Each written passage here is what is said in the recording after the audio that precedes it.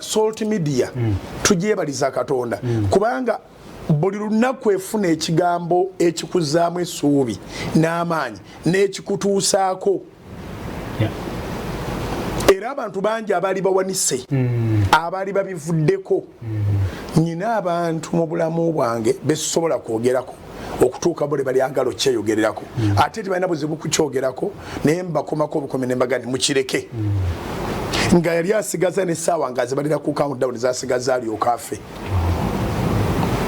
Togamba nti nga munaku apaana njogera ku bantu nga musomu bulungi ng'omulimu gwe buli muntu agwegomba naye nga bireekaana mu bulamu bwe.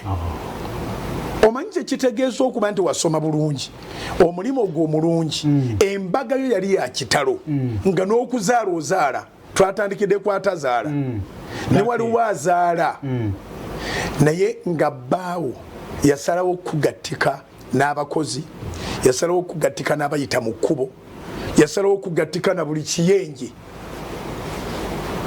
Ate ebyo ndowooza bye bisinga n'okuleekaana esente ozirina kubanga naye otambuleyo mu kkubo ng'omukyalo w'ekitiibwa ng'akawalawala kaga nti wa temuli kituufu omwami we asula mu kifuba kyange. ebyo bisinga okuleekaana ebyo kye ŋŋamba. But God has a solution for every noise. Amen. For every challenge, for every problem. So bireekaana kati Leya yaleekaaniranga Laakeeri n'abaana ba Leya nabo ne baleekaanira Laakeeri n'ab'oku kyalo nabo ne baleekaanira Laakeeri. Laakeeri n'avumibwa era bwe yafuna olubuto teyeebaza Mukama nti amuwadde omwana yagamba nti Mukama nzigyeko okuvumibwa kwange. Mukama nzigyeko okuvumibwa kwange. Genesis chapter 30 verse 23 in particular egamba n'aba olubuto n'azaala omwana ow'obulenzi n'ayogera nti Katonda nzigyeko okuvumibwa kwange. Twandibadde tutandikira ku 22 naye tugende ku eyo butereevu. 23 egambye eteerozungu. And she conceived and bore a son and said God has taken away my reproach. That's it. Ekivume. Naye akagamba wakasinga okunnuma bakayita maayi. It's not your portion. Kyetugambye kiri nti ekiseera kituuka bireekaana paka nga byafuuka portion omuntu n'akifuula ekikye nekifuuka kirundu kya bulamu. God has taken away my reproach. It's as if you are related to it. Naye Oluganda naye egamba Mukama nzigyeko okuvumibwa kwange. Bonna bonna ababadde bagamba oli mugumba zaala otuma ababo ebiki biki omusajja wamuloga kweganga balinga baga nti yandibadde yakulekawo naye wamuloga. Taata Yakobo yayagala Laakeeri. Yamwagala. Olaba nti Leeya yazaala abaana bangi naye Laakeeri bwe yazaala Joseph Yakobo n'aga nti it is time to go home. Soma kulabe olunyiriro lwa 25. And it came to pass when Rachel when Rachel had born Joseph that Jacob said to Laban, send me away that I may go to my own place and to my country. Yes. Oli akazaala abalenzi 6 naye buli gwe yazaala nga bade yamuwanga erinnya ddungi bwe tuddeyo mu lubereberye 3 waggulu. Bwe yazaala Lawubeni, bwe yazaala ani awo yazaala bangi newe eri saagala gendayo naye abaana yabatumanga amanya yazaalanga abaana balenzi nga abaana balungi naye nga Yakobo talina na pulaani yaga nti kangendeeka naye oluwo omwana azaalibwa n'ogamba kakaseera ak'okuva mu muzigo kiwedde. Waliwo omwana azaalibwa n'ogamba mukyala wo ntogenda kuva mu ddwaliro nga bulijjo nkuwadde emmotoka. Labani yali musezaala wa Yakobo. Yakobo Yakobo yalina ekirabo ekyabayisirayiri ekyokulunda. Yes. Kakati yali mu bisibo bya Labbaani nga yabirabirira byonna, naye nga azaala naye nga talowoozangako nti yeetaaga okudda e Kanani. Yalimira wasezaala we paka ono azaala mwaka ku mwaka, sekyayagala. naye kasitalaaka Eriyazaala nkulaga obuganzi bwe yali ayina eri Yakobo baawe, naye nga bireekaana. Olw'ebireekaana nga Yakobo naye ndowooza akirowoozamu nti kati singa ate tukwate ekkubo eridda ku butaka ewa jjajjange Ibulayimu, kubanga Yakobo abeera mutabani wa Isaaka, Isaaka abeera mutabani wa Ibulayimu.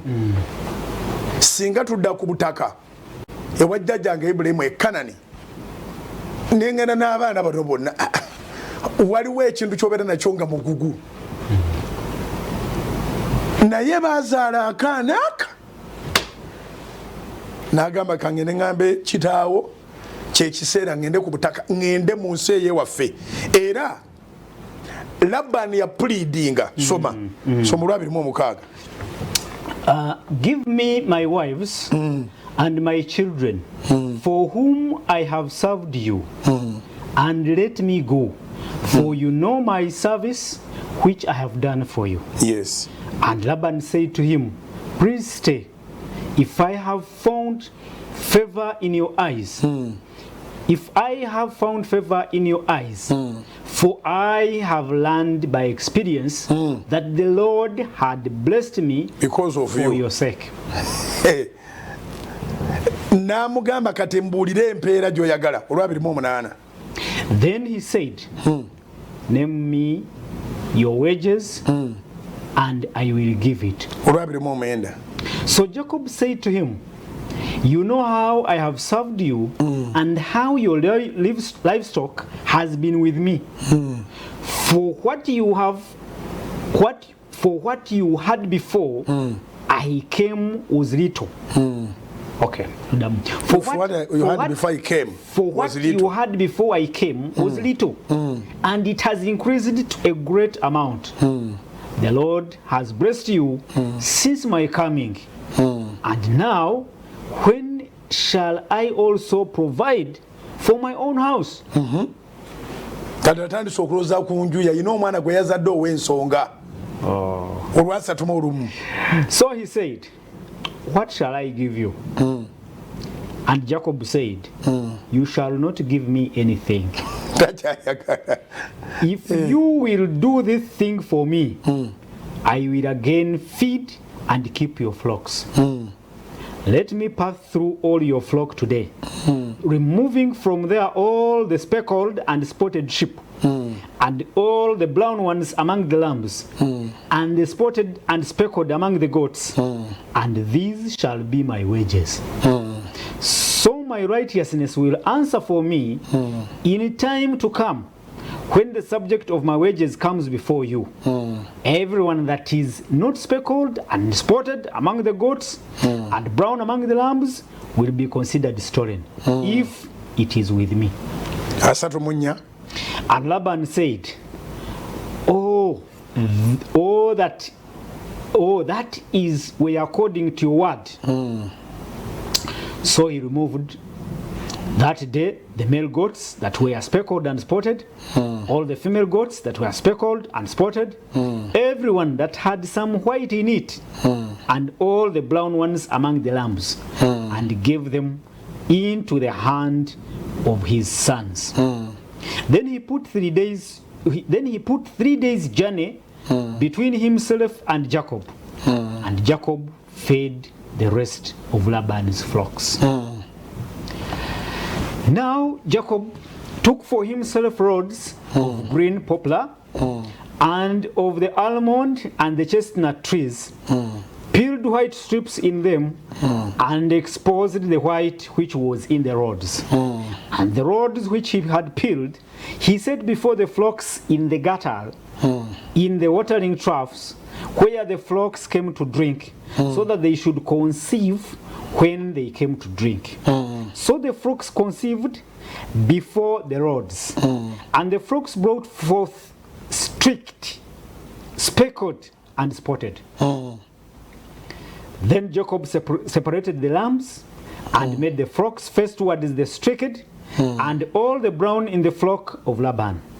But he put his own flocks by themselves and did not put them with Laban's flock. And it came to pass, whenever the stronger livestock conceived, that Jacob placed the rods before the eyes of the livestock in the gutters, that they might conceive among the rods.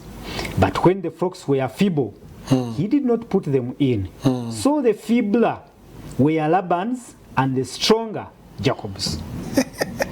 Thus the man became exceedingly prosperous, and had large flocks, female and male servants, and camels and donkeys. Tugende ku chapter 31. Now Jacob heard the words of Laban's sons saying, Jacob has taken away all that was our father's, and from what was our father's he has acquired all his wealth. And Jacob saw the countenance of Laban, and indeed it was not favorable towards him as before. Then the Lord said to Jacob, return to the land of your fathers and to your family, and I will be with you.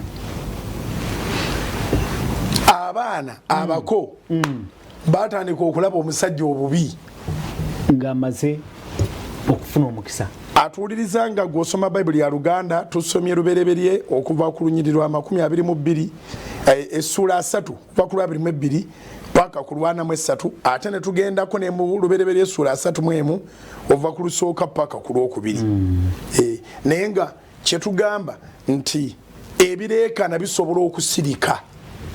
Jjukira nti Yakobo ono yali yanyigirizibwa, bamufera ne bamuwaamu omukazi gw'ateetaaga, n'akolera ne gwe yeetaaga n'atuukeyo n'aba ng'afunye ekizibu ky'obutazaala, naye finally yazaala. Buli atannafa n'ekyamagero kyo tekinnaba kufa. Download the Salt Media app from the Google Play Store and the Apple App Store.